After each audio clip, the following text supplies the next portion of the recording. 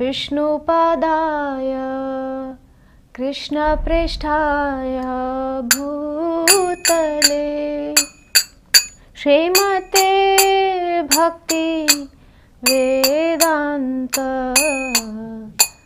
स्वामिनिति नामिने नमस्ते सरस्वती देवी गौरवाणी प्रचारिणे निर्विशेष शून्यवादी पाश्चात्य देशतारिणी जय श्री कृष्ण चैतन्य प्रभु नित्यानंद श्री अद्वैत गदाधर श्रीवासादि गौर भक्त वृंद हरे कृष्ण कृष्ण कृष्ण हरे हरे हरे राम राम राम हरे हरे हरे कृष्ण कृष्ण कृष्ण हरे हरे हरे राम राम राम हरे हरे हरे कृष्ण कृष्ण कृष्ण हरे हरे हरे राम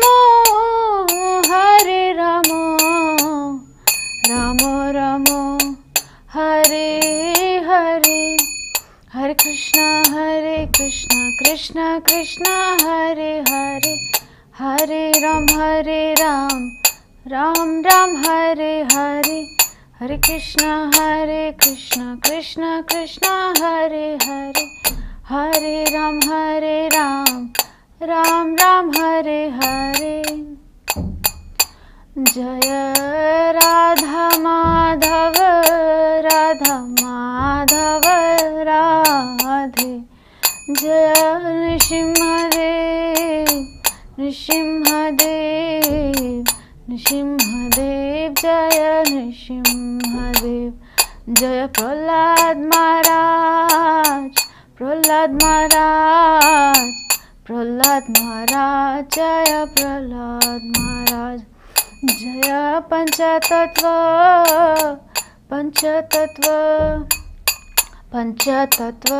जय पंचतत्व जय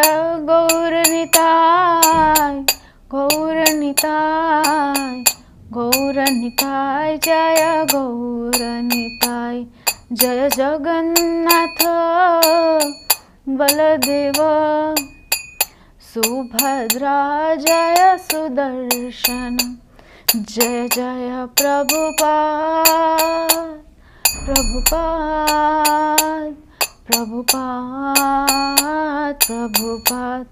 जय जय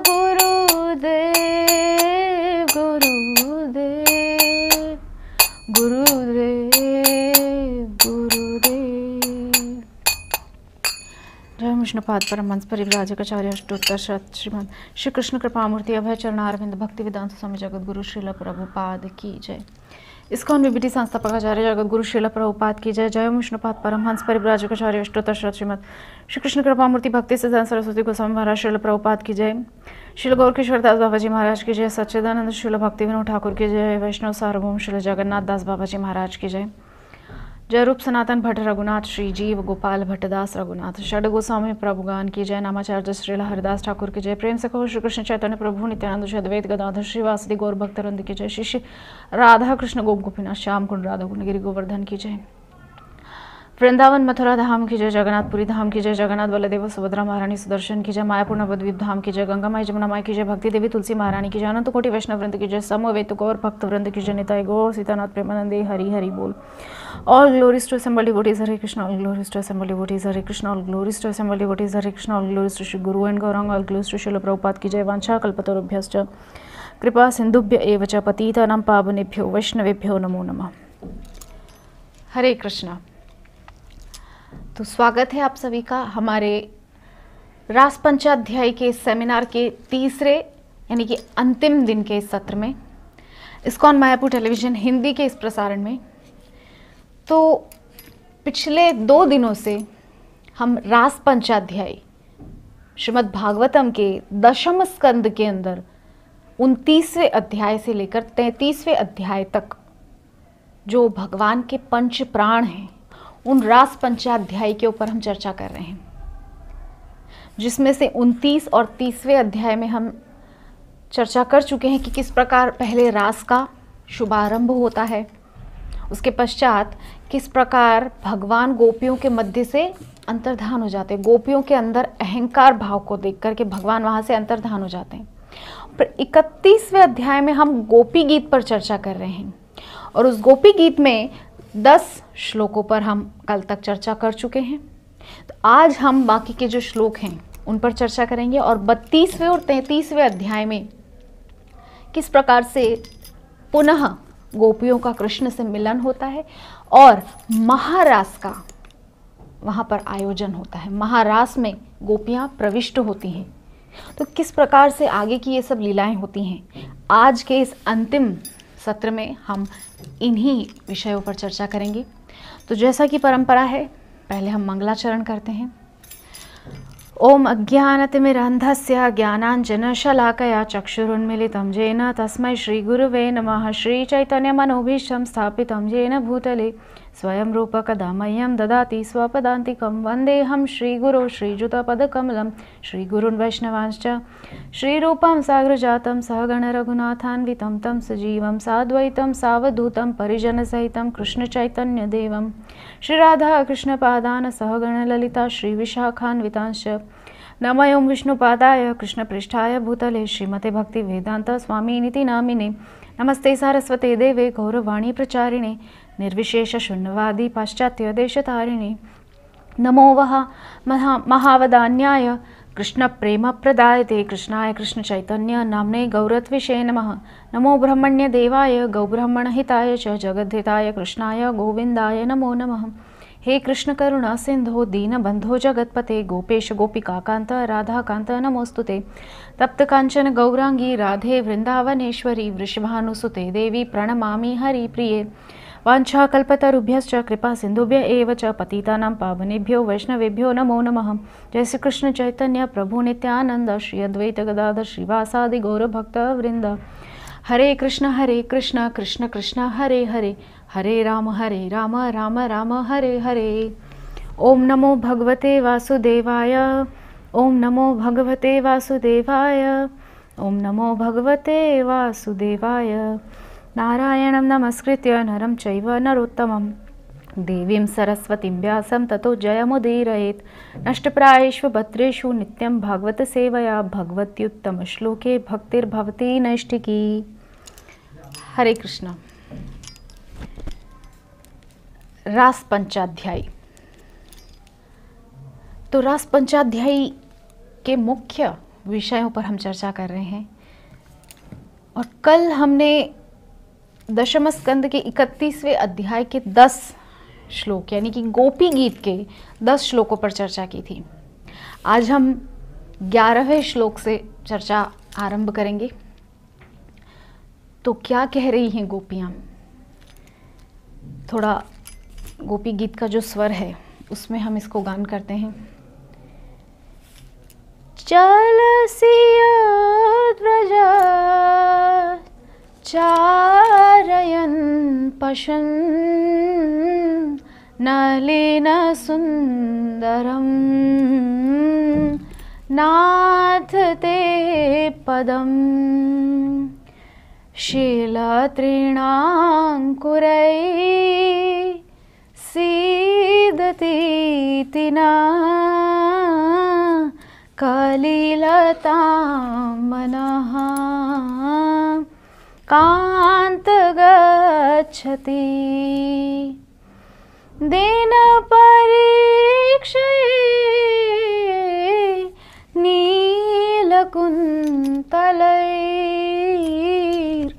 नीलकुन्तलैर्वनरुहा ननं बिभ्रदाव्रतं घनरजस्वलं दर्शयन् मुहुर्मनसि न स्मरं वीरयच्छसि प्रणतकामदं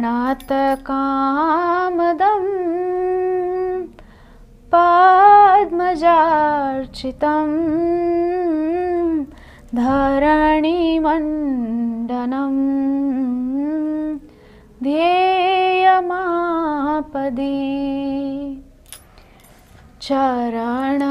चरणपङ्कजं श्रीशन्तनं च ते रमणनस्तने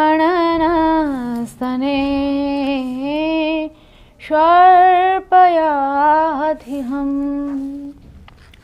सुरतवर्धनं शोकनाशनं स्वरितवेणुना सुष्ठुचुम्बितम् इतररागवे स्मारणं नृणां वितरवीरनो स्ते धरामृतम्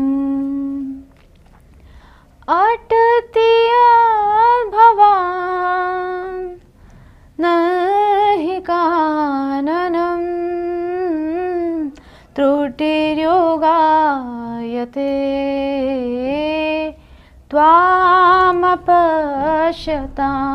त्वामपश्यतां कुटिलकुन्तलं श्रीमुखं च ते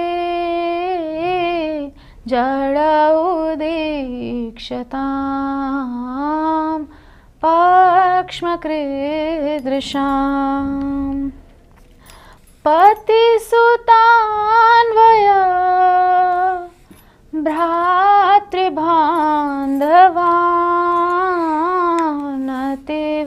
भ्रातृबान्धवानतिविलङ्घ्यते त्याच्युता गता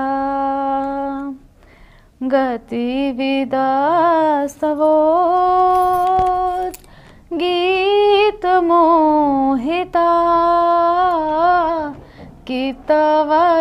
कितवयोषितः कस्त्यजेन्निशि रहसि संविदं ऋचयोदयं प्रहसिताननं प्रेमवीक्षणम् बृहदुरश्रियो वीक्षधामते मुहुरति स्पृहा मुह्यते मनः व्राजवनौकसां व्याक्तिरङ्गते व्रजिनहन्व्यलं विश्वमङ्गलम् त्यजमनाक्षना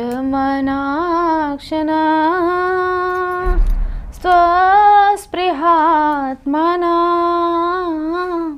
स्वजनहृद्रुजां यनिषूदनं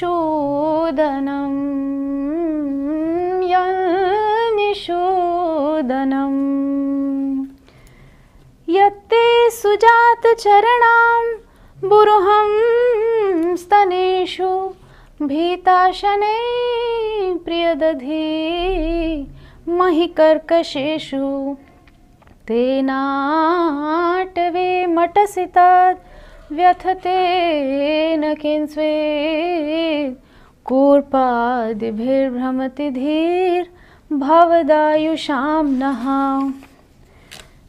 इति गोप्यः प्रगायन्त्य प्रलपन्त्यश्च चित्रधा रुरुदुः स्वरं राजन् कृष्णदर्शनलालसा तासामाविर्भूषौरे स्मयमाय मुखाम्बुज पीताम्बरधरस्रग्वी साक्षान्मन्मथ मन्मथ। तो इस प्रकार से गोपियों ने अपने जो मन के उद्गार थे, अपने जो भाव थे, कृष्ण विरह में गोपियों के मुख से जो जो भाव निकले वही गोपी गीत है। असल में ये जो गीत है ये विरह गीत है, ये सेपरेशन में गाया हुआ गीत है। तो गोपियों के मन में जो विरह की अग्नि जल रही थी वो शब्द रूप में गोपी गीत बनकर आई है। तो कल हमने 10 श्लोकों पर चर्चा की थी। आज हम 11वें श्लोक से चर्चा शुरू करते हैं। तो क्या कह रही हैं गोपियाँ कि चलसी व्रज चारयन पशुन, कि ये जो आपके चरण कमल हैं, चारयन पशुन, जो पशु हैं, जो तृण चरने वाली गऊ हैं, उनके पीछे पीछे आप चलते हैं। क्या कह रही है उनके चरणों के लिए? नलिन सुंदरम नाथ ते पदम, कि हे नाथ ते पदम, आपके जो चरण कमल हैं, नलिन सुंदरम, कमल से भी सुंदर हैं। कमल से भी सुंदर बता रही, कमल नहीं कह रही कि उनको चरण कमल नहीं कह रही, चरण कमल से भी सुंदर हैं। नलिन सुंदरम नाथ ते पदम शिल तृणांकुरई सीदतीतिनः, कि वो आपके कमल से भी, जो आपके कोमल चरण हैं, शिल तृणांकुरई सीदतीतिनः, कहाँ उनको आप कंकरीली पथरीली भूमि में ले गए हैं। सीदतीतिनः कलिलतां मनः कांत गच्छति, इतने आपके कोमल वो चरण जिनको आप इतने कष्ट में ले गए। हम अपने वक्षस्थल पे उनको धारण करने में कभी कभी संकोच करती थी कि इतने कोमल ये जो चरण हैं, कहीं हमारा वक्ष इनको कठोर ना लगे, इनको चुभन ना हो इन चरण कमलों को, और आप उनको पथरीली भूमि में पता नहीं कहाँ ले गए हैं। अब हमारे सामने आइए ना, हम उन चरण कमलों की थोड़ी सेवा करेंगे, उनको स्पर्श करेंगी, उनको थोड़ा सुख देंगे उन चरण कमलों को। कहाँ आप उनको चरण कमलों को कष्ट दे रहे हो। तब आगे 12वें श्लोक में कह रही है, दिन परीक्षा ये नील कुंतलैर वन रुहाननम बिभ्रदाव्रतम, कि आप जब गौचरण के लिए जाते हैं और जब वापस लौट के आते हैं, आपका जो गौचरण का, जब गोधूली बेला में आप गौओं को लेकर पुनः लौटते हैं, 5:30-6 बजे का जो समय होता है, गोरज बेला जिसको बोलते हैं, गोधूली बेला, क्योंकि सारी गौएं लौट कर आती हैं, तो जब वो चलती हैं तो उससे धूल उड़ती है, उस बेला को गोधूली बेला बोलते हैं, गोरज बेला बोलते हैं।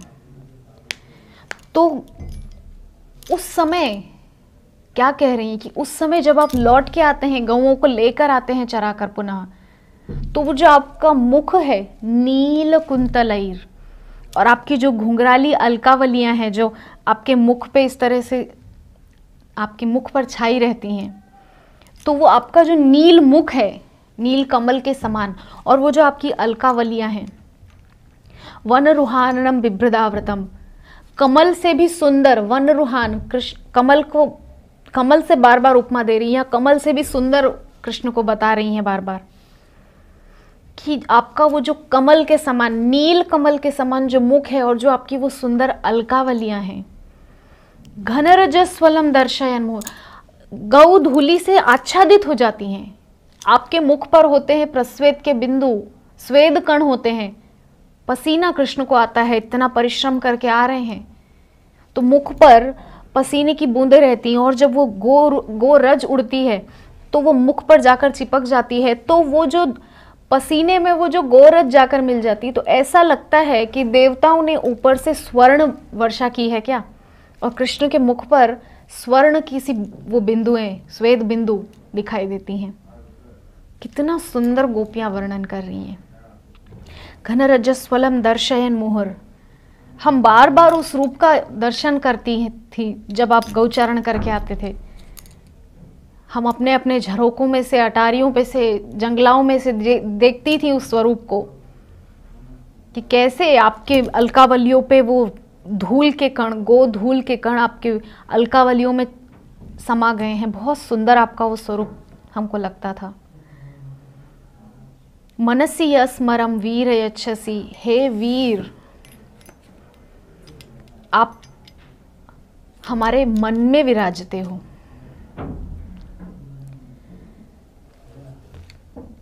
फिर आगे 13वें श्लोक में क्या कह रही, प्रणत कामदम पद्मजार्चितम, कि कोई भी व्यक्ति संसार में अपने अंदर कोई भी कामना लेकर यदि आपके चरणों में प्रणत होता है तो आपके चरणों में ऐसी शक्ति है कि उन कामनाओं को पूर्ण कर देते हैं। हम कल भी वर्णन किए थे कि 7वें श्लोक में प्रणत देहि नाम पापकर्षणम, जो व्यक्ति जिस भाव से भगवान को प्रणाम करेगा उसका वो भाव पूर्ण होता है। जो व्यक्ति इस भाव से प्रणाम करेगा कि मुझे तो केवल कृष्ण की भक्ति चाहिए चरणों की, तो उसको वो मिलेगा। किंतु यहाँ पर क्या कह रही है गोपियाँ, प्रणत कामदम, जब कोई कामना लेकर के आपके चरणों को प्रणाम करता है तो आपके चरण ऐसे हैं कि वो कामना को पूर्ण कर देते हैं। पद्मजार्चितम, प्रणत कामदम पद्मजार्चितम, पद्मज बोलते हैं ब्रह्मा जी को, क्योंकि कमल से उत्पन्न हुए हैं। कमल के फूल, भगवान की नाभि से कमल और कमल पे ब्रह्मा, तो कमल से उत्पन्न हुए हैं ब्रह्मा, इसलिए ब्रह्मा जी का नाम है पद्मज। तो ऐसे पद्मज अर्चित आपकी निरंतर, उन चरण कमलों की निरंतर अर्चना कर रहे हैं। प्रणत कामदम पद्मजार्चितम, आपके ऐसे कामनाओं को पूर्ण करने वाले उन चरणों की पद्मजार्चितम, ब्रह्मा जी निरंतर अर्चना, पूजा, उपासना कर रहे हैं। धरणी मंडनम ध्येय माप, धरणी मतलब पृथ्वी और मंडनम मतलब आभूषण। आपके जो ये चरण हैं ये इस पृथ्वी का आभूषण है। असल में भगवान की 2 पत्नियां हैं, श्रीदेवी और भूदेवी। तो श्रीदेवी को भगवान ने आनंद दिया किस प्रकार से, कि जैसे नंद बाबा के वहाँ भगवान आए तो श्रीदेवी को अवसर दिया कि वो भगवान की सेवा में लगे। श्रीदेवी को आनंद दिया क्योंकि नंद बाबा ने इतना दान किया। तो कल भी हम चर्चा किए थे, श्रयत इंदिरा शश्वदत्त रही, शाश्वत रूप से ब्रज में निवास करने लग गई लक्ष्मी। ब्रज का वास लक्ष्मी को प्राप्त हुआ। इस प्रकार से धरणी मंडनम, और भूदेवी को किस प्रकार सुख देते हैं, अपने चरणों का स्पर्श दे करके। उनकी पत्नी है भूदेवी, तो अपने चरण कमलों का स्पर्श दे करके भूदेवी को सुख देते हैं। तो धरणी मंडनम, इस पृथ्वी का आभूषण है आपके चरण। ध्येय मापदी, कोई भी आपदा में अगर इनका ध्यान किया जाए तो ये सभी आपदाओं को हर लेते हैं। ऐसे आपके चरण हैं। चरण कमलों की ही निरंतर वो व्याख्या कर रही है। इससे हमको सीखना है कि हमको भगवान के चरण कमलों पे ही ध्यान देना है। प्रभुपाद ने भी कई जगहों पर इसका वर्णन किया है कि लोग जाते हैं सीधा मुख की तरफ देखने लगते हैं। नहीं, सबसे पहले उनके चरण कमलों की तरफ देखना चाहिए। मंदिर में प्रवेश करते ही पहले भगवान के चरण कमलों के दर्शन करना चाहिए। नेत्र ही नेत्र में उनके चरण कमलों की आरती जैसे हम उतारें, इस प्रकार से हमको दर्शन करना चाहिए। फिर धीरे धीरे, और कपिल देव ने भी अपनी माता देवहूति को दर्शन की पद्धति समझाई थी कि संचिंतयेत भगवतश् चरणारविंदयो, कि हे माता सबसे पहले क्या करना है, आपको मेरे चरणों का ध्यान करना है। तो इसी प्रकार से गोपियां भी श्लोक, एक एक श्लोक में भगवान के चरणों को इतना महत्व दे रही हैं। कमल के समान उनको, कमल से भी कोमल उनको बता रही हैं और इतना उनके चरणों की व्याख्या कर रही हैं। तो आगे कह रही हैं चरण पंकजम शंतनम चते, फिर से वही बात, चरण पंकजम शंतनम चते रमण न स्तनेश्वर पयाधिहन, कि जो आपकी ये चरण पंकजम है ना, इनको आप कहाँ भटका रहे हो। रमण न स्तनेश्वर पयाधिहन, आप इनको हमारे स्तनों पर, वक्षस्थल पर धारण करो, पधराओ। उनका स्थान वो कंकरीली पथरीली भूमि में नहीं है, आपके चरण कोमल हैं, बहुत, कमल से भी ज्यादा। फिर आगे कह रही है 14वें श्लोक में सुरत वर्धनम शोकनाशनम। सुरत यहां पर कह रहे हैं प्रसन्नता को। तो आपकी जो ये स्वरूप भगवान की ही बढ़ाई कर रही है यहाँ पर कि सुरत वर्धनम शोकनाशनम, हमारे दुखों का नाश करने वाले, हमको आनंद प्रदान करने वाले। सुरत वर्धनम मतलब प्रसन्नता को बढ़ाने वाले, शोक नाशनम शोक का निवारण करने वाले और प्रसन्नता को बढ़ाने वाले। स्वरित वेणुना सुष्टु चुंबितम, उस वेणु का वादन कीजिए। अब यहाँ वेणु की व्याख्या कर रही, वेणु की गुणों का बखान कर रही कि आप उस वेणु का वादन हमको पुनः सुनाइए ना। स्वरित वेणुना सुष्टु चुंबितम, अपने अधरामृत का पान करा करके उस मुरली से ऐसा स्वर निकालिए जिससे हमारे सुरत वर्धनम, हमारी प्रसन्नता बढ़े, और शोक नाशनम, हमारे ये जो विरह का हमको शोक मिला है ये दूर हो जाए और हमको पुनः प्रसन्नता प्राप्त हो जाए। इतर राग विस्मारणम नृणाम वितर वीर नस्ते धरामृतम, ऐसे आपके सुंदर उस वेणु का वादन कीजिए ताकि हम सारे जो मतलब मोह माया के बंधन हैं उनसे हम छूट जाएं, और आपकी वेणु का जो स्वर है वो वही काम करता है। क्योंकि आपकी वेणु को सुनकर ही तो हम सब कुछ छोड़कर आई थी ना, क्योंकि भगवान ने उस समय क्या किया था, वेणुवादन किया था ना, वेणुवादन किया, तभी तो सभी गोपियां अपने अपने घरों को छोड़कर, सबको छोड़कर चली आई। इतर राग विस्मारणम नृणाम वितर वीर नस्ते धरामृतम। तो आप हमको उस अधरामृत का पान कराइए। तब 15वें श्लोक में क्या कह रही हैं कि अटति यह भवान नहन काननम त्रुटिर्युगायते त्वाम अपश्यताम, कि हम जब आप जाते हैं गौचारण के लिए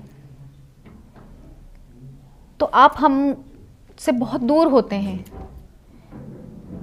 किंतु जब आप लौट कर आते हैं तो त्रुटिर्युगायते त्वाम अपश्यताम, हम चाहती हैं कि हम आपको निरंतर देखती रहें। ये पलक झपकने का समय हमको कैसा लग रहा है, गोपियां क्या बोल रही, त्रुटिर्युगायते त्वाम अपश्यताम, आपको देखे बिना, मतलब जब गौचारण के लिए गए हैं वो समय गोपियों को कैसा लग रहा है, त्रुटिर्युगायते त्वाम अपश्यताम, हमको ऐसा लगता है कि हमने आपको पता नहीं कितने युगों से देखा नहीं है, हमको ऐसा महसूस होता है, और अभी आप इतनी देर से हमको यहाँ पर अकेला छोड़कर चले गए, आप हमारे नेत्रों से ओझल हो। तो गोपियां कह रही हैं कि जब पलक झपकती है तब कुटिल कुंतलम श्रीमुखम तच्चते, ये जो पलकें हैं ना, ये जब झपकती हैं उसको निमिष बोलते हैं। और ये निमिष का भी जो तीसरा हिस्सा है, मतलब पलक झपकने का समय कितना होता है, सेकंड से भी बहुत छोटा समय होता है, किंतु सेकंड से भी कम समय का जो तीसरा हिस्सा होता है उसको बोलते हैं त्रुटि।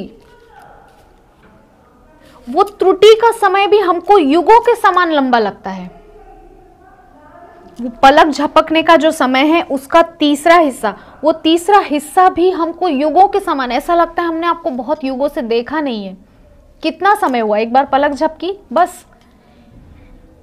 तो यहाँ गोपियां ब्रह्मा जी को उलाहना दे रही, जड़ उदीक्षिताम पक्ष्मकृ दशाम, कि हमको तो वो ब्रह्मा जड़ पता लगता है कि वो जड़ है, उसकी बुद्धि नहीं है, उसने ये पलकें क्यों बनाई, ये नेत्र किस काम के हैं, आपको देखने के, किंतु ये पलकें बना के उसने बहुत बड़ी मूर्खता की है। क्योंकि ये पलकें जब झपकती हम आपको देख नहीं पाते, ऐसा लगता है कि युग युगांतरों से आपको देखा नहीं है। क्या अवस्था है गोपियों की। हमारी तो ये हालत है कि हम मंदिर में जब जाते हैं तब भी हम भगवान के सामने तो ऐसे करके खड़े हो जाएंगे, थोड़ा कुछ देखा नहीं देखा फिर जाएंगे गप्पे लड़ाने बैठ जाएंगे किसी से। हम भगवान से मिलने के लिए मंदिर जा रहे हैं या लोगों से मिलने के लिए मंदिर जा रहे हैं? मंदिर भगवान से मिलने का स्थान है। दुनिया से तो हम बाहर बहुत मिलते हैं, बहुत बतियाते हैं, लेकिन मंदिर केवल भगवान से मिलने और बतियाने का स्थान है। मुझे बोलने में अच्छा नहीं लग रहा है, किंतु देखा है अक्सर मंदिरों में लोग जाते हैं और अपनी ही दुनिया में गुम हैं। वहां देखिए प्रभुपाद ने स्पष्ट रूप से कहा है, ये अर्चा विग्रह कोई सिर्फ मूर्ति नहीं है, ये भगवान का अर्चावतार है। भगवान हमारे लिए उस रूप में आए हैं, तो हमारा फर्ज बनता है, हमारा धर्म बनता है कि हम जाके उनको देखें। नयन भर देखूं नंद कुमार, कभी आंखें भर के जी भर के देखा है उस स्वरूप को? एक एक अंग श्याम सुंदर का, उनकी वो टेढ़ी सी मरोड़, उनकी वो बांकी चितवन, उनके वो घुंघराले केश, उनके हाथों में वो सुंदर सी मुरली, कभी खड़े होकर उनको देखा है ध्यान से? उनकी सुंदर सी मुस्कान। किंतु हम मंदिर में जाने का सिर्फ एक फॉर्मेलिटी करते हैं और बैठकर फिर आराम से गप्पे लड़ाते हैं।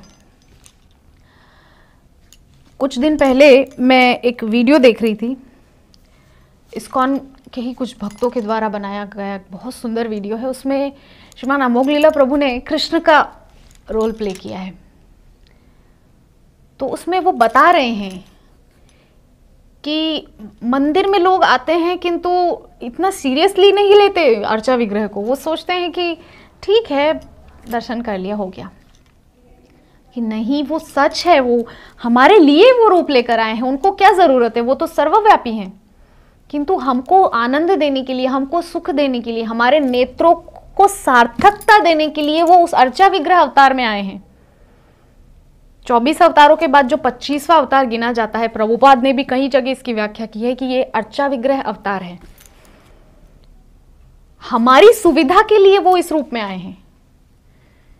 तो हमारा धर्म है कि हम मंदिर जाएं तो निश्चिंत होकर पहले उनको देखें, निरख लें अच्छे से, और उस स्वरूप को अपने अंदर बसा करके फिर बाहर आकर के हम देखें कि आज कितना सुंदर श्रृंगार था, आज तो ऐसा ऐसा उनको पहनाया था, आज तो ऐसे यहाँ थोड़ी सी फूलों की खूब सुंदर वेणी बनाई थी, खूब सुंदर जरी की पगड़ी उनको पहनाई थी, आज तो बहुत सुंदर पत्रावलियां श्याम सुंदर के मुखारविंद पे बनाई थी। तो ये नेत्रों की सार्थकता है। वही गोपियां कह रही हैं कि हमको तो ये ब्रह्मा जड़ मालूम होता है, हमको लगता है वो जड़ है। उसने क्यों पलकें बनाई? क्योंकि ये पलक झपकती है और उतनी देर का वो समय हमको युगों के समान लगता है। क्यों पलकें बनाई उस ब्रह्मा ने?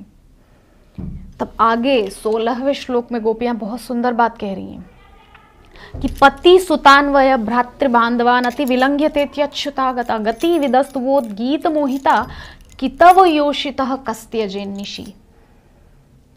कि हे श्याम सुंदर, हे कृष्ण, हे सखे, हे राधा रमण, पति सुतान्वय भ्रातृबांधवान, आपके लिए हम पति सुत भ्रातृ बांधव सबको छोड़ के आई। अति विलंघ्यते अच्युतागता, हे अच्युत, हम आई हैं आपके लिए, पति, बच्चों, परिवार, घर, भाई, बंधु, सबको छोड़ के, उल्लंघन करके, अपनी मर्यादा का उल्लंघन करके इस रात्रि के समय हम आपके लिए आई हैं।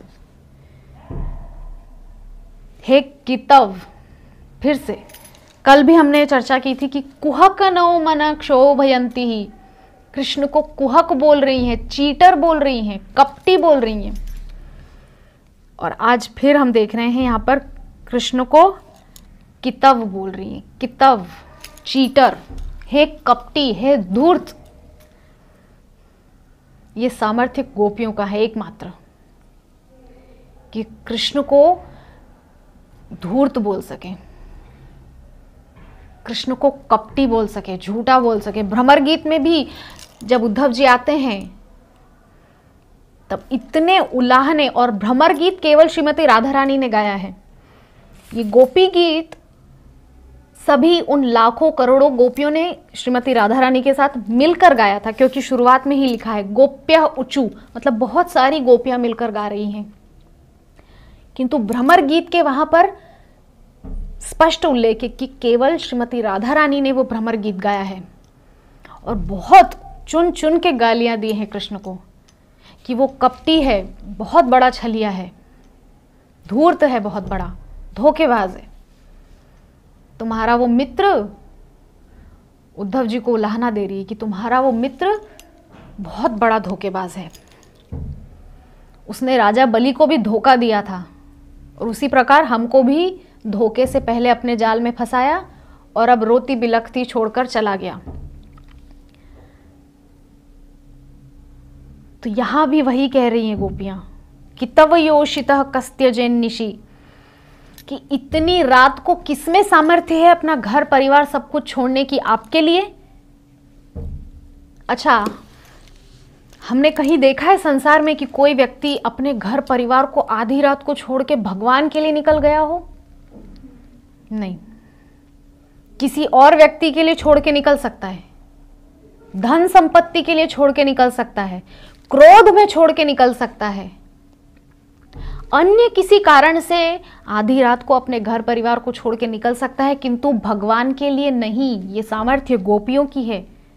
गोपियां कह रही है हम कस्त्य जैन निशि, इतनी रात को आपके लिए हम सब कुछ छोड़कर आई हैं। हे कितव, अब कहां चले गए कपटी कृष्ण? तब 17वें श्लोक में गोपियां क्या कह रही हैं कि रहसि संविदम हृच्छयोदयम प्रहसितानन प्रेम वीक्षणम वृहदुरश्रियो वीक्षधामते मुहुरति स्पृहा मुह्यते मनः, कि हम बार बार आपके विषय में सोच रही हैं कि किस प्रकार से आपसे हम एकांत में मिला करती थी, यमुना तट पर, कुंजों में, निकुंजों में, किस प्रकार से आप हमको सुख दिया करते थे, अपने चरण कमलों को हमारे स्तनों पर, वक्षों पर आप रखते थे, हमको बहुत सुख मिलता था। आप अपने नेत्रों का जो कृपा दृष्टि है वो हम पर दृष्टिपात करके हमको कृपा प्रदान करते थे। कुंजों में हम आपकी सेवा करती थी, आपके लिए फूल मालाएं बनाकर आपको, इस प्रकार से गोपियां वो सब याद कर रही हैं। हमको आपका वो मुखारविंद याद आ रहा है, वो जो मुस्कुराती हुई जो चितवन है वो याद आ रही है। हमको आपका वो कृपा दृष्टि, जो आप प्रेम भरी दृष्टि से हमारे ऊपर देखते थे, गौचारण के लिए जा रहे होते थे और हमको देखते थे आप, वो सब याद आ रहा है गोपियों को। बार बार वो सब बातें गोपियां याद कर रही हैं। तब 18वें श्लोक में क्या कह रही है? व्रजव नौकसाम व्यक्तिरंगते व्रजिनहन व्यलम विश्वमंगलम त्यज मनाक्षण स्वस्पृहात्मनाम स्वजन हृद्रुजाम यन्निशूदनम, कि हे प्रिय, आप के आने मात्र से ही हमारे जो सारे दुख हैं वो चले जाएंगे। क्यों आप आ नहीं रहे हो? हमारे चित्त को, हमारे मन को केवल तभी शांति मिलेगी जब आपका संग हमको प्राप्त होगा, संयोग प्राप्त होगा। ये वियोग में हम जल के राख हो जा रही हैं। हमको आपकी जो संयोग है हमारे लिए वही औषधि है, तो हमको कृपा करके वो औषधि आप प्रदान कीजिए आपके संयोग की। आपके संयोग से ही भक्तों के हृदय के सारे संताप नष्ट हो जाते हैं। हमने कभी महसूस किया है, हम जब मंदिर जाते हैं तो क्यों हम भगवान को देखते हैं तो सब कुछ भूल जाते हैं। कुछ याद रहता है उस समय कि मुझे उसने वो कहा था या मुझे ऐसा हुआ था, नहीं, उस समय भगवान को देखते ही सब भूल जाते हैं। हम उस मधुर मुस्कान को देख के, उस कमल जैसे खिले हुए मुख को देख करके हम सब भूल जाते हैं। कैसे भूल जाते हैं? क्योंकि उनके मुख, उनके श्री विग्रह में ऐसा तेज है, ऐसा प्रकाश है, ऐसा जादू है कुछ। तब अंतिम श्लोक में गोपियां क्या कह रही है? यत्ते सुजात चरणाम बुरुहम स्तनेषु भीता शनै प्रिय दधि मही कर्कशेषु ते नाटवी मटसि तद्व्यथते न किंस्वित् कूर्पादिभिर्भ्रमति धीर भवदायुषाम्नः। हे प्राणेश्वर, प्राणधन, आपके जो चरण कमल हैं उनको हमारे वक्षस्थल पर पधराइए। बार बार उनके चरण कमलों के विषय में गोपियां बोल रही हैं। आपके जो चरण कमल हैं उनको हम अपने वक्षस्थल पे भी, स्तन पे भी धारण करने में डरती थी। गोपियां पहले भी उस बात को बोल चुकी हैं। इतने कोमल आपके चरण हैं। हमारा जीवन केवल आप पर ही निर्भर है, हम और किसी आश्रय को जानती नहीं, क्योंकि गोपियां सब कुछ छोड़ चुकी हैं।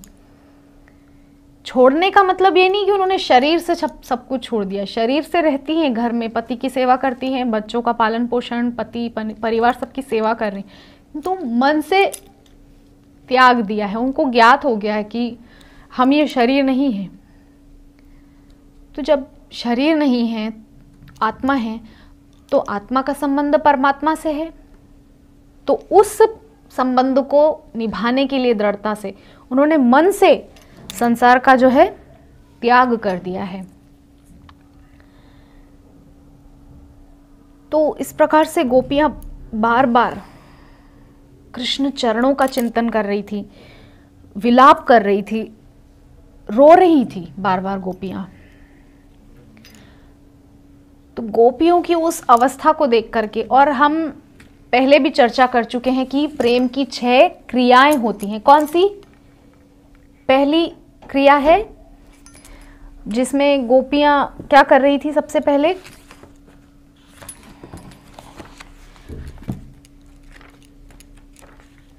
खोजना। सबसे पहली क्रिया थी प्रेम की खोजना। तो गोपियों ने सबसे पहले क्या किया? कृष्ण को ढूंढा है चारों तरफ।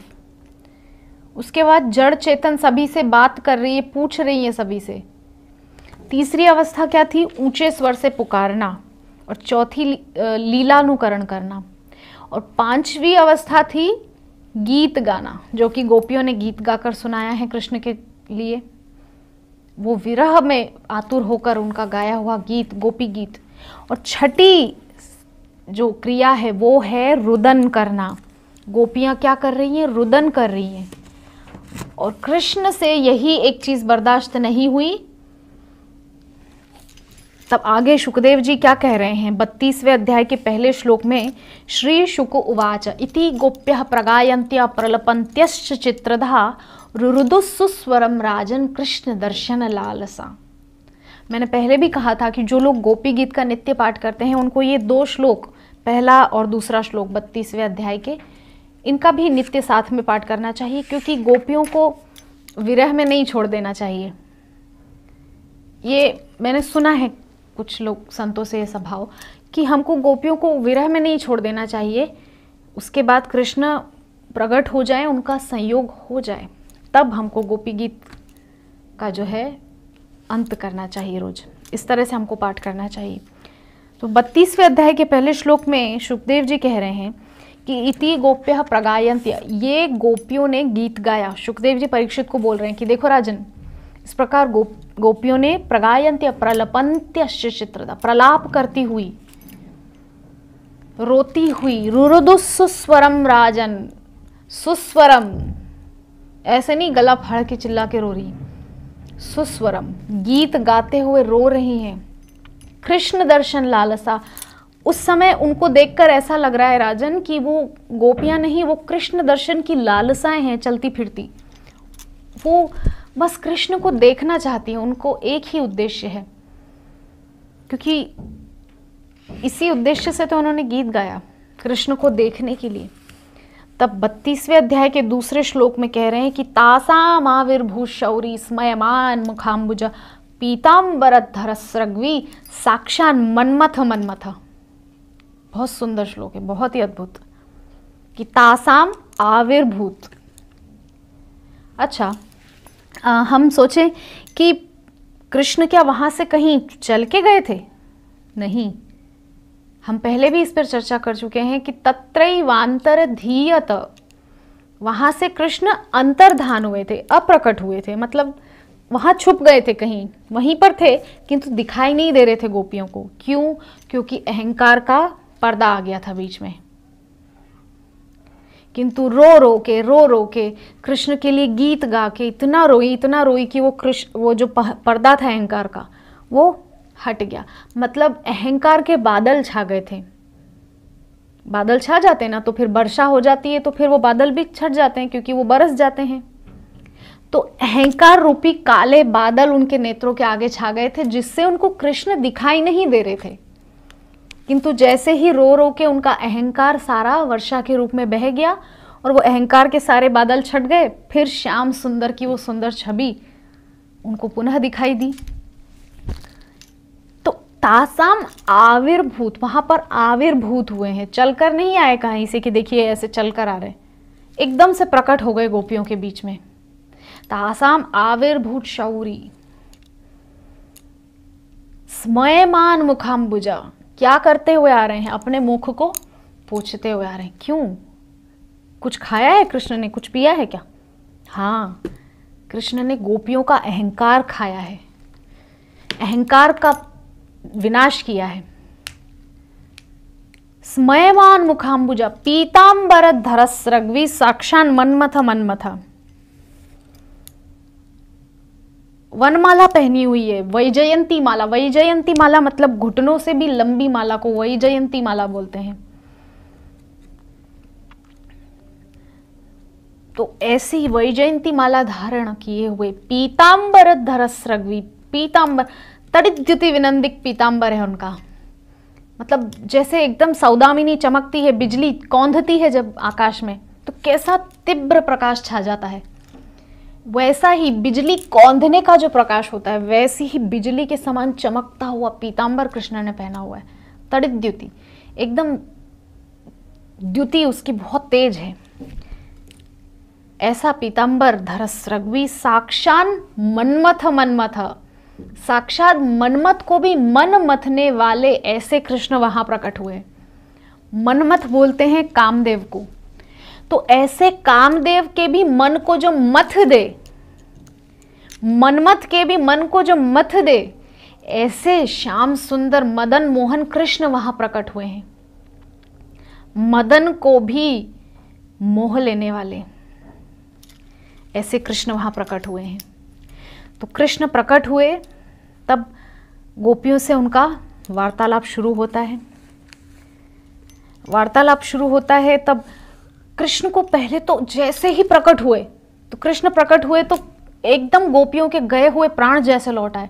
तो क्या कह रहे सुखदेव जी तीसरे श्लोक में, तम बिलोक्यागतम प्रेष्टम प्रत्युत्फुल्ल दृशो वलाह उत्तस्थुर्युग पत्सर्वास तन्व प्राण मिवागतम। जैसे गए हुए प्राण पुनः लौट आए हों, जैसे कोई व्यक्ति एकदम निश्चेत पड़ा हुआ है, उसका शरीर में से प्राण निकल गया है, किंतु कृष्ण को देख करके गया हुआ प्राण वापस आ गया और गोपियां उठ के खड़ी हो गई रोते रोते। तम बिलोक्यागतम प्रेष्ठम, अपने प्रेष्ठ प्रिय को देख करके, जैसे ही उन्होंने अपने प्रिय कृष्ण को देखा, प्रत्युत्फुल्ल दृशो बला, एकदम प्रफुल्लित होकर के देखने लगी कृष्ण को और एकदम मुस्कुराहट गोपियों के मुख पर लौट आई। उछल पड़ी गोपियां प्रसन्नता से। उत्तस्थुर युगपत सर्वान सर्वास्तन्वः प्राण मिवागतम, जैसे गोपियों के गए हुए प्राण पुनः लौट आए हों कृष्ण को देख करके। तो ये गोपियों की अवस्था, एकदम प्रसन्नता से भर गई गोपियां, उनके आनंद का कोई पार नहीं, इतना उनको आनंद से भरपूर। तब आगे 10वें स्कंद के 32वें अध्याय के 16वें श्लोक में गोपियां क्या कह रही कृष्ण से। अब वार्तालाप शुरू हो रहा है कृष्ण और गोपियों के बीच में। क्या कृष्ण से प्रश्न कर रही हैं गोप्या ऊचू, सब गोपियां मिलके बोल रही हैं कृष्ण से कि भजतो भजन्त्येक एक एतद विपर्ययम नो भयांश्च भजन्त्येक एतन्नो ब्रूहि साधु भो। हे साधु महाराज, कृष्ण को उल्लाहना दे रही हैं, कृष्ण को कटाक्ष कर रही हैं कि हे साधु, एक बात बताइए कि इन चारों में सबसे महान कौन होता है? एक तो होता है आत्माराम, एक होता है आप्तकाम, एक होता है गुरुद्रोही, और एक को होता है मतलब 4 अलग अलग लोगों के विषय में गोपियां वहां पूछ रही हैं। मतलब इनमें से किसको किसी से फर्क नहीं पड़ता। तो कृष्ण बोल रहे हैं कि आत्माराम जो होते हैं वो अपने आप में ही संतुष्ट रहते हैं, उनको कोई कुछ दे तो ठीक, न दे तो बहुत ठीक, खुश रहते हैं, वो अपने आप में संतुष्ट रहते हैं। जैसे कि शिव, जैसे कि ऋषभ देव, जैसे कि दत्तात्रेय श्रीमद् भागवतम में, ये ऐसी परमहंस विभूतियां हैं। शुकदेव जी, ये ऐसी विभूतियां हैं जिनको कोई कुछ दे तो ठीक, ना दे तो ठीक, माला पहनाए तो प्रसन्न नहीं होते, पत्थर फेंके तो गुस्सा नहीं करते, मान सम्मान दे तो फूलते नहीं हैं, और गालियां दे तो क्रोधित नहीं होते।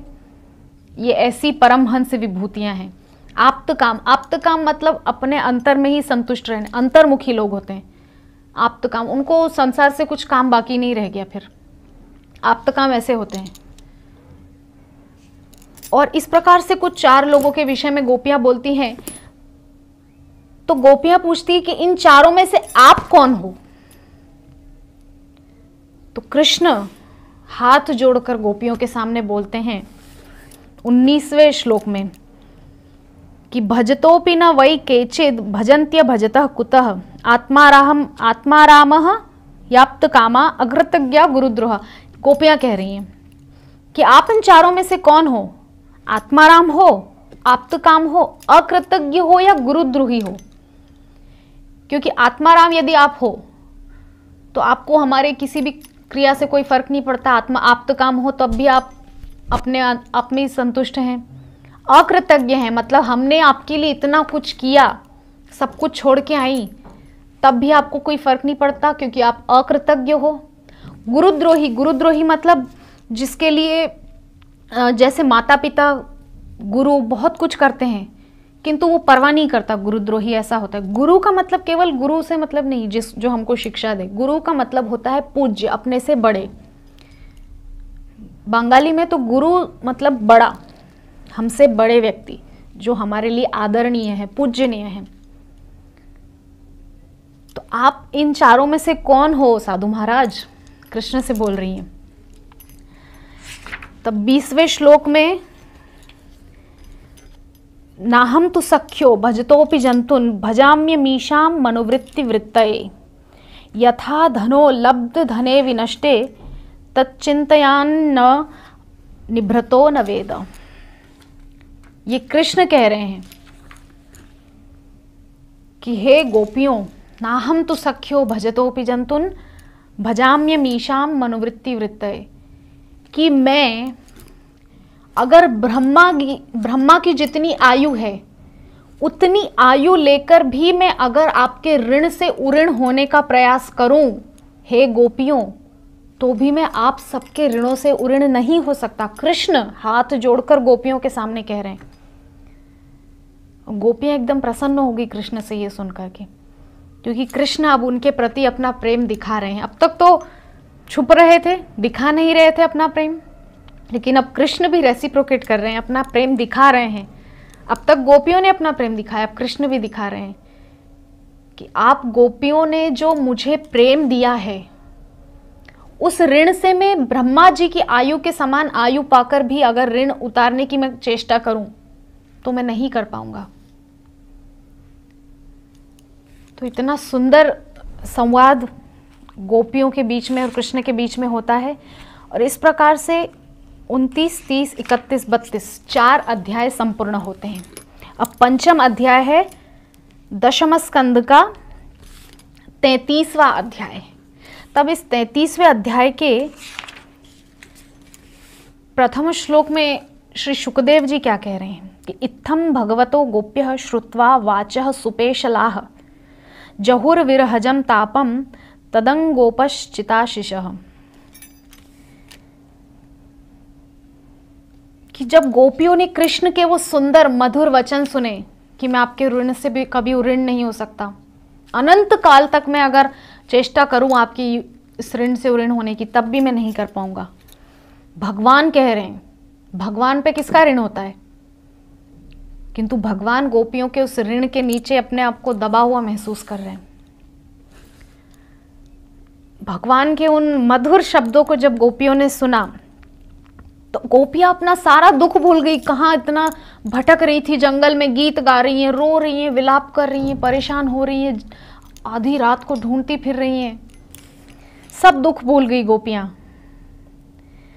वो विरह का दुख भी उनके दिमाग से जाता रहा, वो सब विरह अग्नि समाप्त हो गई। और कृष्ण के अंगों का स्पर्श कर रही हैं, दिव्य अंगों का। कोई गोपी एक हाथ पकड़ के खड़ी है, किसी ने उनके कंधे पर अपने मुखारविंदों को स्थापित कर दिया है, कोई गोपी उनके केशों को सहला रही है, कोई उनके पीतांबर को झटक फटक रही है। कहाँ कहाँ भटक के आए हैं जंगलों में, जबकि भटक खुद रही थी। प्रेम इतना है, उनको ऐसा लग रहा है कि हमको कोई कष्ट नहीं हुआ, कृष्ण को कष्ट हुआ है। ये है प्रेम की स्थिति। भटक खुद रही थी जंगलों में, कहाँ कहाँ परेशान हुई हैं, किंतु कृष्ण की चिंता उनको है।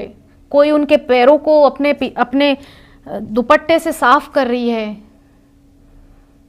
इस प्रकार से गोपियां उनको सहला रही हैं कृष्ण को। एक एक गोपी अपना प्रेम जता रही है कृष्ण के प्रति। ऐसा लग रहा है गोपियों को कि हमको तो बस अब सब कुछ मिल गया, अब कुछ भी पाना शेष नहीं, बाकी नहीं रहा इसके आगे, क्योंकि कृष्ण के आगे और क्या है, पूर्ण पुरुषोत्तम मिल गए, अब क्या बाकी है। तब इस प्रकार से गोपियों को कृष्ण का सानिध्य प्राप्त हुआ और फिर पुनः जो महारास है वो शुरू होता है। अब पहले हुआ था क्या, रास, किंतु गोपियों को हुआ मद, अहंकार। अहंकार को दूर करने के लिए कृष्ण अंतर्धान हुए। गोपियों ने गोपी गीत गाया, रोई, और कृष्ण ने उनको रोता हुआ नहीं देख पाए, इसीलिए पुनः वहां प्रकट हुए। और अब शुरू हुआ है महारास। अब क्या कह रहे हैं शुकदेव जी, दशम स्कंद के 33वें अध्याय का 7वां श्लोक है कि पादन्यासैर भुजवित तुद्भि सस्मितरित भूविलासैर भजन मध्यैश्चलकुच पटै कुंडलैर गंडलोलै। कि गोपियां इतना अंतरंग होकर के कृष्ण के अंग से अंग स्पर्श कर रही हैं, उनको चुंबन कर रही है, उनको आलिंगन कर रही हैं। ये जो लीलाएं हैं, ये अभक्तों को, कल भी मैं कह रही थी कि चकरा देने वाली लीलाएं हैं, लोग भ्रमित हो जाते हैं। किंतु पहले दिन में भी हम चर्चा कर चुके हैं कि यदि शिशुपाल जैसे लोग गाली देकर कृष्ण को प्राप्त कर सकते हैं, तो गोपियों ने अगर काम भाव से उनको चाहा भी है तो उसमें क्या गलत किया है। हम ध्रुव जी के विषय में भी चर्चा कर चुके हैं कि जब ध्रुव जी के सामने भगवान आए थे तो ध्रुव जी की भी ऐसी इच्छा हुई थी कि मैं इनको थोड़ा आलिंगन कर लूं, इनको थोड़ा चूम लूं, इनके जो ये 2 बड़े बड़े सुंदर गाल हैं इनको थोड़ा मैं। तो इस प्रकार से ध्रुव जी के मन में इच्छा प्रकट हो गई, 5 वर्ष के छोटे से बालक, तो ये तो गोपियां हैं जिन्होंने कृष्ण को छोटे से बड़ा होते हुए देखा है, उनकी सुंदर लीलाओं का आस्वादन किया है, माखन चोरी, उलाहने देने जाना घर पे, कृष्ण ने उनकी इतनी प्रकार से सहायता की, कई कई कष्टों से उनको बचाया, हर प्रकार से उनको अपने अपने सानिध्य का सुख प्रदान किया। तो इस प्रकार से कृष्ण अपने सानिध्य में गोपियों को महारास का आनंद दे रहे, महारास में गोपियों को प्रवेश मिला है। तो इस प्रकार से महारास चल रहा है। तो 13वें श्लोक में क्या कह रहे हैं? नृत्यति गायति काचित कूजन नूपुर मेखला, पायल का शोर हो रहा है, इतना सुंदर वो दृश्य महारास का। अनंत जो गोपियों के चरण हैं श्याम सुंदर के, क्योंकि श्याम सुंदर ने 2-2 गोपियों के बीच में एक कृष्ण, ऐसा वहां पे दृश्य दिखाई दे रहा है। प्रत्येक 2 गोपी के बीच में एक कृष्ण, प्रत्येक 2 गोपी के बीच में एक कृष्ण, ऐसा दृश्य वहां पर उपस्थित हो गया है। तो ऐसा अद्भुत स्वर वहां पे सुनाई दे रहा है नूपुर का।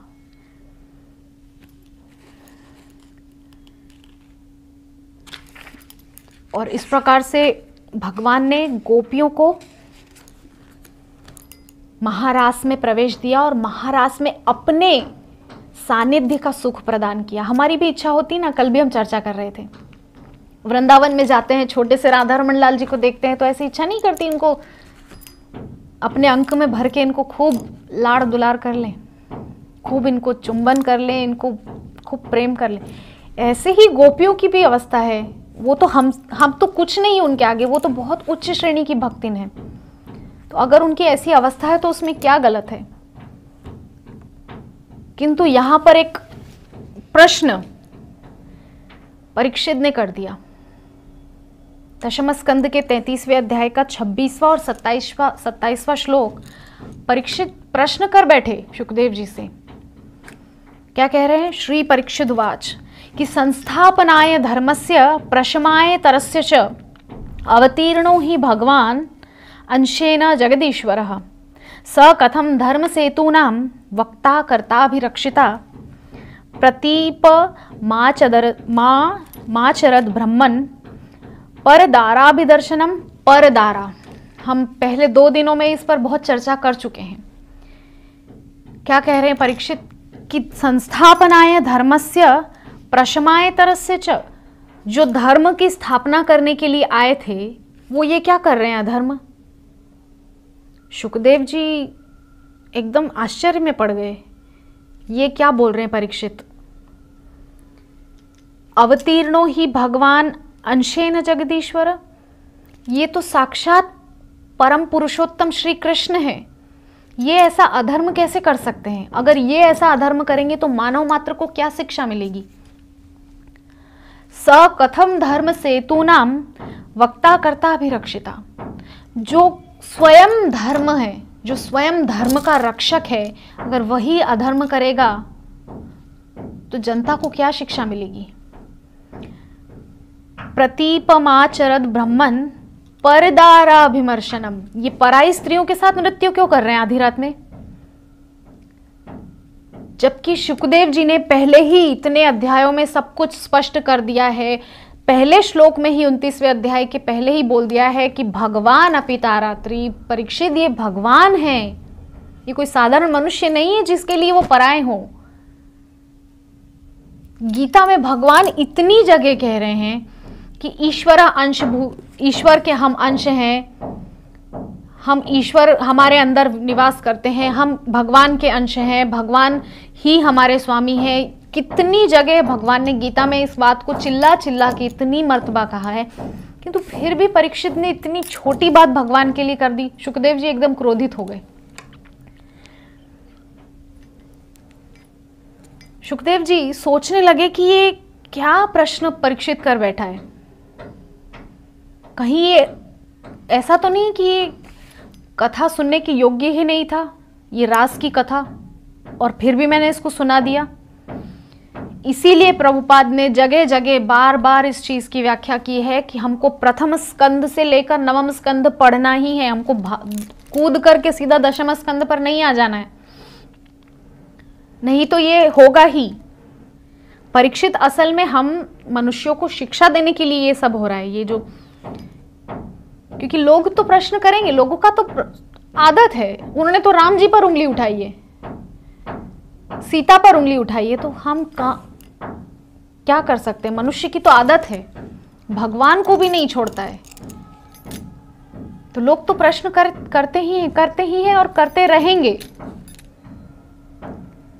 तो शुकदेव जी आश्चर्य में पड़ गए उस समय कि परदारा, राजन, वो कहां पराई स्त्रियां हैं, कृष्ण का ही अंश हैं और तुम उनको स्त्री मान रहे हो अभी भी। मैंने आगे इतने श्लोकों में ये सब व्याख्या कर दी है कि वो तो दंडकारण्य के और अनंत कोटि युगों से तपस्या करने वाले वो सब संत हैं,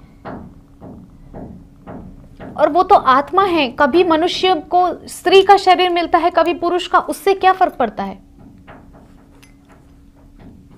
किंतु फिर भी परीक्षित ने ऐसा प्रश्न कर दिया। तब 28वें श्लोक में सुखदेव जी कह रहे हैं यहाँ पर परीक्षित कि आप्त कामो यदुपति ही कृतवान वही जुगुप्सितम। जुगुप्सित इतना छोटा शब्द यूज कर रहे हैं परीक्षित जी महाराज। किमभिप्राय एतन्नः संशयम छिंदि सुब्रत। मुझे ये सब चीजें बहुत भ्रमित करने वाली लग रही हैं। परीक्षित को कुछ समझ में नहीं आ रहा, भ्रमित हो गए हैं, वो चकरा गए हैं। सोचिए, राजर्षि परीक्षित जैसा भी चकरा सकता है तो हम सब क्या हैं? हम भी रास की ये लीलाएं पढ़कर चकरा सकते हैं कि ये सब क्या हो रहा है। गोपियां सब उनके साथ अंग से अंग स्पर्श कर रही हैं, आलिंगन कर रही हैं, ये सब क्या है? किंतु पहले भी 2 दिनों में हम बहुत इस पर विस्तृत चर्चा कर चुके हैं कि रास आखिर है क्या। पहले भी मैंने कहा था कि हमारी तरफ से जब तक प्रेम की पहल हो वो है रस, किंतु जब भगवान भी हमारी तरफ बढ़े, हमको अपना बना ले, अब हमको स्वीकार कर ले, वो है रास। वो जरूरी नहीं किसी महिला या स्त्री या लड़की के लिए है। तो इस प्रकार की बातें बहुत दुखद लगती हैं जब भगवान के विषय में कोई इस प्रकार के आक्षेप लगाता है। तो तब 29वें श्लोक में शुकदेव जी उत्तर दे रहे हैं परीक्षित को कि धर्म व्यतिक्रमो दृष्ट ईश्वराणाम च साहसम तेजीयसाम न दोषाय वहने सर्वभुजो यथा। राजन, कि आपकी दृष्टि में वो धर्म का व्यतिक्रम हो रहा होगा, धर्म का अतिक्रमण हो रहा होगा आपकी दृष्टि में। ईश्वराणाम च साहसम, कल भी और परसों भी मैंने कहा था कि समर्थ कहूं नहीं दोष गुसाई, सामर्थ्यवान में दोष नहीं होता। और भगवान के विषय में कर्तुम अकर्तुम अन्यथा कर्तुम समर्थ ईश्वरः। अरे वो न करने योग्य भी करें तो उनकी सब सामर्थ्य है। पराई स्त्रियों के साथ जो न करने योग्य जो है रास है, और न क्यों न करे, वो भगवान है। वो अपना सानिध्य का सुख दे रहे हैं अपने भक्तों को। जिन भक्तों ने भगवान को पाने के लिए युग युगांतरों से तपस्या की है, ऐसे सहज ही मिल गए भगवान उनको। इतना सहज नहीं है, बहुत तपस्या की है, बहुत तपाया है शरीर को, तब जाकर के ये रास महारास का सुख मिला है भगवान के सानिध्य का। और लोग इस प्रकार की बातें करते हैं। तो सुखदेव जी कह रहे हैं कि भगवान जो करें वो सही है, क्योंकि भगवान साक्षात धर्म है। रामो विग्रहवान धर्म, राम भगवान साक्षात धर्म है, तो वो अधर्म कैसे कर सकते हैं? वो आपकी दृष्टि में राजन आपको लग रहा है कि उन्होंने धर्म का अतिक्रमण किया है या अधर्म किया है, किंतु भगवान ने तो सर्वथा धर्म का ही मार्ग अपनाया है। तो इस प्रकार से परीक्षित को श्री शुकदेव जी बार बार समझाने की चेष्टा कर रहे हैं, कई उदाहरण देकर समझाया। ईश्वराणाम वचः सत्यम तथैवा चरितम क्वचित तेषाम यत्स्वच वचो युक्तम बुद्धिमांस तत् समाचरेत, कि हम सबकी बुद्धियों में वो नहीं समाएगा। हमारी ये जो छोटी बुद्धि है, सूक्ष्म बुद्धि है, तुच्छ बुद्धि है, इसमें भगवान की ये लीलाएं नहीं समा सकती, नहीं समझ सकते हम इतना आसानी से। इसीलिए प्रभुपाद ने बार बार जोर देकर कहा है कि पहले प्रथम स्कंद से लेकर नवम स्कंद तक अच्छे से स्टडी करो, अच्छे से दर्शन करो, एक एक दृश्य को आप समझो, एक एक श्लोक का अर्थ समझो। क्या इसीलिए प्रभुपाद ने रात रात भर जाग के हमारे लिए वो लिखा है कि हम भगवान पे संदेह करें? तो इस प्रकार से परीक्षित के प्रश्नों का समाधान देते हुए श्री शुकदेव जी ने परीक्षित की उन शंकाओं को दूर किया। तब 38वें श्लोक में कह रहे हैं कि ब्रह्मरात्र उपावृत्ते वासुदेवानुमोदिताः अनिच्छन्तो ययुर्गोप्यः स्वगृहान भगवत प्रिया, कि वो रास कितना समय चला है महारास, ब्रह्मरात्र पर्यंत। और ब्रह्मा जी की भी एक रात नहीं, ब्रह्मा जी की भी 6 मास की रात्रियां वहां पर भगवान ने आमंत्रित की थी। सतयुग, त्रेता, द्वापर, कलयुग, 4 युग होते हैं। ये चतुर्युगी जब 71 बार निकलती है तब एक मनवंतर होता है, एक मनु का राज्य पूरा होता है। और ऐसे 14 मनुओं का राज्य जब पूरा होता है तो ब्रह्मा जी का एक दिन या एक रात अर्थात 12 घंटे निकलते हैं। मतलब 28 मनुओं का राज्य पूरा होने पर ब्रह्मा जी के 24 घंटे पूरे होते हैं। और ब्रह्मा जी के ऐसे ही 6 महीनाओं की रातों को भगवान ने उस रास में आमंत्रित किया था। आप सोचिए कितना विशाल वो महारास हुआ होगा, कितने समय चला होगा। ब्रह्मा जी की 6 मास की रात्रियां।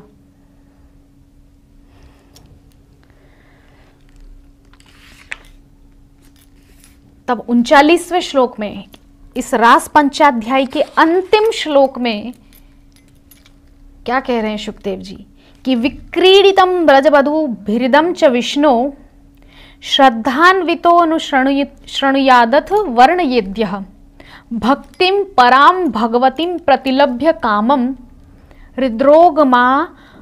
हृद्रोगमाश्वपहिनो त्यचरेण धीरः, कि हे राजन, विक्रीडितम ब्रजवधू भिरिदम च विष्णु, इन ब्रज वधुओं के साथ में विष्णु भगवान ने जो ये सुंदर विक्रीडितम, ये जो लीला की है, रास लीला, महारास लीला, इसको श्रद्धान्वितो शृणुयादथ वर्णयेद्यः, इसको जो श्रद्धा से सुनता है, अश्रद्धा से नहीं, जो लोग करते हैं कि आधी रात में ऐसे आप पराई स्त्रियों के साथ नृत्य किया, छी, ये हो गई अश्रद्धा। किंतु शुकदेव जी ने पहले ही सावधान कर दिया है कि श्रद्धान्वितो, श्रद्धा से सुनिए। ठीक है भैया, भगवान है, कुछ भी कर सकते हैं, हमको तो बस उनकी लीला को सुनना है ध्यान से, ये भाव होना चाहिए। भगवान है, वो कुछ भी कर सकते हैं, उनके लिए क्या गलत है, सब तो उनके हैं। और यहां पर एक बहुत सुंदर भाव मुझे स्मरण में आ रहा है कि जब ब्रह्मा जी ने भगवान के सारे बछड़ों को और सारे सखाओं को जब चुरा लिया था, तब भगवान स्वयं सारे बछड़ा और ग्वाल बाल सखा बन गए थे। तो उस समय जो पूर्णमासी प्रहोतानी थी, अर्थात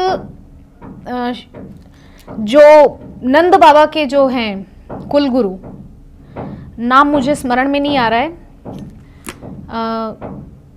जो उनके शांडिल्य ऋषि की पत्नी अर्थात पूर्णमासी पुरोहितानी ने पूरे ब्रजमंडल में ढिंडोरा पीट दिया था कि ये जो 1 मास है, इस 1 मास के इस 1 वर्ष के अंदर अगर कोई अपनी बेटियों का विवाह करना चाहे तो कर दे, क्योंकि 1 वर्ष के बाद बहुत वर्षों तक कोई विवाह के लिए वो नहीं है, मुहूर्त नहीं है। तो अपनी छोटी छोटी कन्याओं का विवाह सभी ब्रजवासियों ने किससे किया? कृष्ण से किया, क्योंकि कृष्ण सब ग्वाल बाल बने हुए थे उस समय, सारे ग्वाल बाल कृष्ण थे। ब्रह्मा जी चुरा के ले गए थे तो कृष्ण सब ग्वाल बाल बन गए थे। तो सभी ब्रजवासियों ने अपनी बेटी का विवाह किससे किया? कृष्ण से किया। तो जब सब ब्रज की गोपिकाएं कृष्ण की पत्नी हैं, तो अपने पति के साथ पत्नी रात को आधी रात में, पूरी रात में किसी समय कुछ करे, हमको क्या लेना देना? हम क्यों प्रश्न उठाएं? तो ये एक चीज हमको समझनी है, हमको भगवान की लीलाओं के प्रति श्रद्धा रखनी है, प्रश्नवाचक चिन्ह नहीं लगाना है। तो भक्तिम पराम भगवती प्रतिलभ्य कामम, क्या होता है राजन? श्रद्धा से सुनने से क्या लाभ होता है? भक्तिम पराम भगवती प्रतिलभ्य कामम, कि हमको परा भक्ति की प्राप्ति होती है और काम का विनाश होता है। हृदरोग मां श्वपहिनो त्यचरेण धीरः। हृदरोग मतलब हृदय का रोग है काम।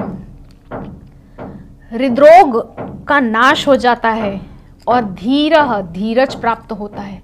धैर्य, धीरता, गंभीरता हमारे अंदर आती है। तो इस प्रकार से शुकदेव जी ने बहुत सुंदर इस रास पंचाध्यायी के माध्यम से भगवान की उस अद्भुत रास लीला का परीक्षित के माध्यम से सारे संसार को रसास्वादन करवाया है कि किस प्रकार से भगवान ने उन गोपियों को अपने सानिध्य का सुख प्रदान किया,